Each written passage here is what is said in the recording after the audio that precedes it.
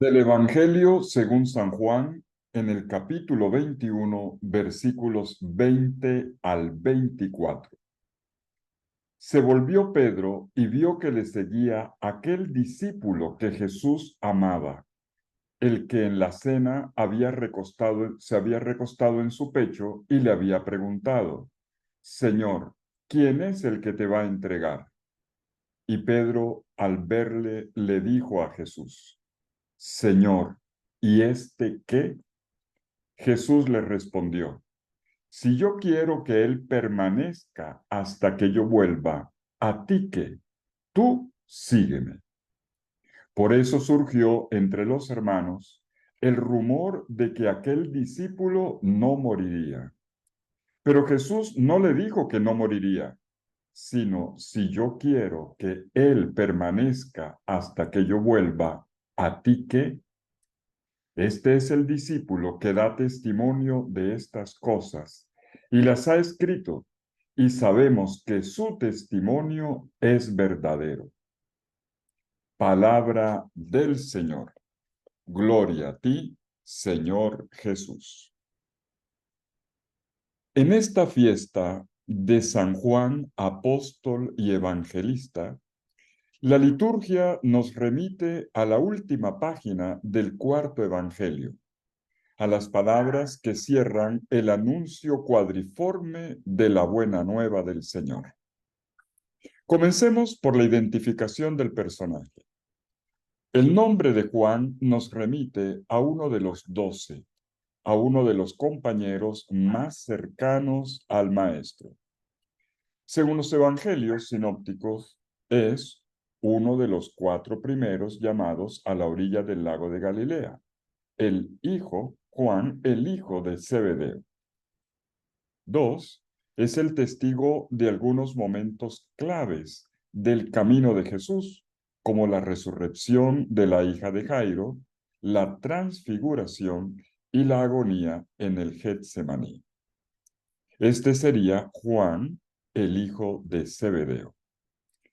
El cuarto evangelio, en cambio, nos da otra versión.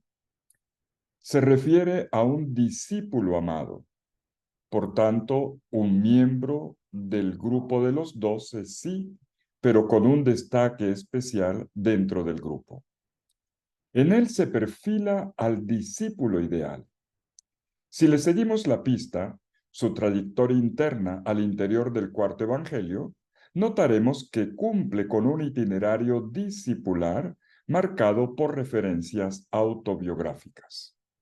Veamos algunos datos. En el cuarto evangelio, el discípulo amado, primero, podría ser el discípulo anónimo del primer relato vocacional, donde Jesús dice: vengan y verán. Juan 1:39. 2, aparece con el epíteto de discípulo amado ya en la última cena, al lado de Jesús, recostando el pecho y su cabeza en el pecho de Jesús y transmitiendo la pregunta de Pedro acerca del traidor. Juan 13:34. Señor, ¿quién es? Tercer dato. Se deja ver en el relato de la pasión el discípulo amado una vez más cuando pasa a primer plano, sobre todo en la escena de la cruz. En el capítulo 19, versículos 25 al 27. Junto a la cruz estaba él, también la madre de Jesús, junto con otras mujeres. Y allí Jesús le dice: he ahí a tu madre. Y a su madre le dice: he ahí a tu hijo. En cuarto lugar, se deja oír su voz cuando apenas muerto Jesús, él escribe en 19:35. El que lo vio da testimonio, y su testimonio es verdadero, y él sabe que dice la verdad para que también ustedes crean. En quinto lugar, en la mañana del día de la resurrección de Jesús, lo vemos correr al sepulcro ya vacío, junto con Simón Pedro. Llega primero porque es más joven. A él se le asigna la primera confesión de fe pascual en Juan 20:8. Vio y creyó. Y tenemos todavía 2 datos más. dentro de sus respectivas escenas que en breve vamos a repasar. Por lo pronto, podemos notar cómo el discípulo amado es un narrador de Jesús que se implica en calidad de testigo en los diversos acontecimientos y que se retrata a sí mismo en escenas que dejan ver que él sostiene una relación más íntima con Jesús. Pero queda la pregunta, ¿el discípulo amado del cuarto evangelio es el mismo Juan de Zebedeo de los sinópticos? Es difícil deducirlo con total precisión de los textos bíblicos mismos. En realidad, hasta parecieran dos personas distintas. Sin embargo, la tradición cristiana antigua, documentada por San Ireneo de León en el siglo III después de Cristo y por Eusebio de Cesarea en el siglo IV, han identificado al discípulo anónimo del cuarto evangelio, llamado discípulo amado, con el Juan de Zebedeo, el pescador del cual hablan los sinópticos. Y es apoyada en esta tradición que la liturgia de hoy, al margen de las discusiones académicas que no terminan, se celebra hoy a San Juan, apóstol y evangelista. Dicho esto, vamos a detenernos ahora en una escena del cuarto evangelio en la que se retrata una vez más al discípulo amado. Nos vamos a la conclusión del cuarto evangelio, el capítulo 21, texto elegido para como evangelio de esta fiesta, y que Raymond Brown, el famoso biblista, llamaba el precioso suplemento del cuarto evangelio. Esta página comienza con un dato cristológico. En el lago de Tiberíades, el resucitado se manifestó, dice el versículo 1, y se manifestó por tercera vez. Y aquí vemos cómo el discípulo amado vuelve a entrar en escena. El narrador le recuerda al lector que se trata de aquel que durante la cena había recostado su cabeza sobre el pecho de Jesús. Y esta vez se agrega otro rasgo. Aparece como aquel a quien el maestro le confía el ministerio muy particular de permanecer hasta su venida. Situémonos entonces en este capítulo contextualizando en primer lugar. Las escenas del último capítulo del Evangelio son sugerentes. Al principio aparecen en el versículo 2 del capítulo 21 de Juan 7 discípulos que salen a pescar siguiendo la iniciativa de Pedro. Lo hacen sin mucho entusiasmo. Pedro ha dicho, voy a pescar. Ellos dicen, nosotros también vamos contigo. Y la pesca no tiene ningún resultado, como lo dice el versículo 3. Pero aquella noche no pescaron nada. Y en esa situación ven a Jesús apostado a la orilla, como dice el versículo 4. Bueno, lo ven, pero no lo reconocen, no lo distinguen. Lo reconocerán solamente cuando, obedeciendo su palabra, pesquen en abundancia. Versículo 6. Esto es lo que sucede. Es en ese momento en el que el discípulo a quien Jesús amaba identifica a Jesús, diciéndole a Pedro, es el Señor. Así leemos en el versículo 7, es el Señor. ¿Qué es lo que está señalando el discípulo amado? Que Jesús, a quien había visto en la cruz, se manifiesta, se revela como Señor resucitado y que acompaña a la comunidad en la agotadora pesca, transformando las noches vacías, la infructuosidad, la esterilidad y la incapacidad que marca los límites de la experiencia humana en un deslumbrante resultado que desborda todas las expectativas. Es el Señor. El discípulo amado anuncia la presencia del donante que espera encontrar amigos. Ahora las cosas ya no dependen de sus posibilidades, sino de la potencia operativa de Jesús resucitado. El grito del discípulo amado es el Señor, irrumpe en el silencio de aquel lago de Tiberíades, en la calma del amanecer, irrumpe en el silencio del estupor interior como punto de llegada del camino de la fe pascual.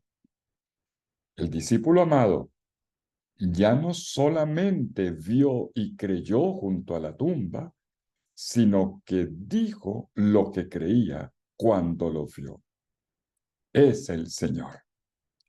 Y ante el testimonio del discípulo amado, Pedro se arroja al agua para ir al encuentro del Señor.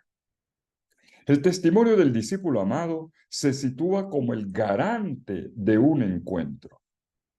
Ahora bien, llegada a este punto, la narrativa se restringe solo a 3 personajes: Jesús, Pedro y él, el discípulo a quien Jesús amaba. Se inicia un diálogo entre Jesús y Pedro que parece tener lugar en el camino que parte del lago. Y es interesante esta referencia. Todo había comenzado en el lago, según los sinópticos, Mateo, Marcos y Lucas. Y todo vuelve a comenzar en el lago después de la resurrección de Jesús, según el cuarto evangelio, Evangelio de Juan. En este escenario, ambientado de esta manera, tiene lugar un diálogo intenso, intensísimo, en el que Jesús le confía el cuidado de su comunidad a Pedro. Le pide, para el ejercicio del encargo pastoral 3 veces, que cumpla con una única exigencia: un gran amor por él. Es todo lo que le pide. Un gran amor por él el Señor. Simón, hijo de Juan, ¿me amas? O después, ¿me quieres más que estos? Y le respondió: Señor, tú sabes que te quiero. Y Jesús le dice: apacienta mis corderos, después apacienta mis ovejas.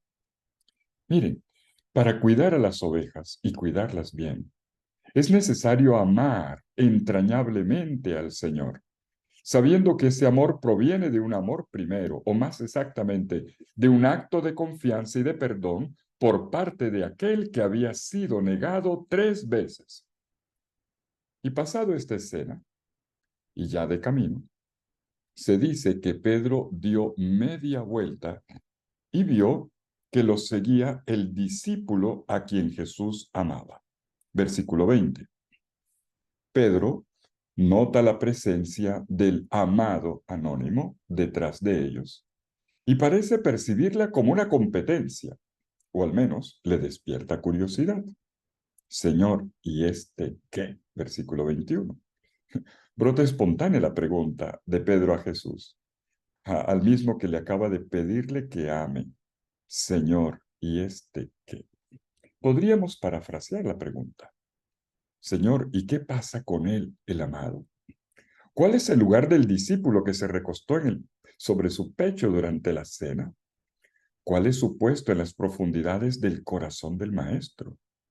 ¿No sería más bien a él, al discípulo sin tacha, a quien le han encomendado amar, a quien le correspondería lo que Jesús le ha pedido a Pedro?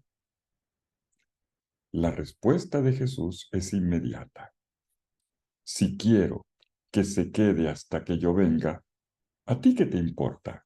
Tú sígueme, dice Jesús en el versículo 22. Hermoso. Jesús no le había encargado la conducción de las ovejas al discípulo sin tacha, al discípulo amado, sino a un discípulo que Jesús había perdonado y a quien le pedía que amara intensamente.